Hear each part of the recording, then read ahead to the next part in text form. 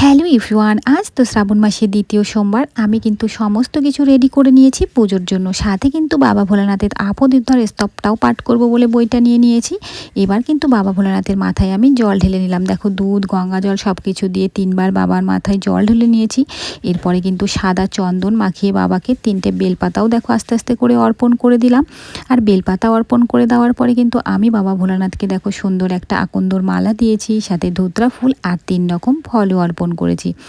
এবার কিন্তু বাবা ভোলানাথকে আমি একটু আরতিও করে নিলাম। এই দেখো মোমবাতি আর কিন্তু এই ধূপকাঠির ধোঁয়া দিয়ে আরতি করার পরে এবার কিন্তু আমি পড়ে নেব বাবা ভোলানাথের সেই আপদ উদ্ধার স্তবটা। দেখো, এটা কিন্তু আমি পাঠ করতে বসে গেছি, আর এটাও আমার পাঠ করা প্রায় শেষের দিকে। দেখো, আপদ উদ্ধার স্তব পাঠ করা শেষ। এবার কিন্তু একটু শঙ্খ বাজিয়ে আমি আমার পুজো সম্পূর্ণ করলাম।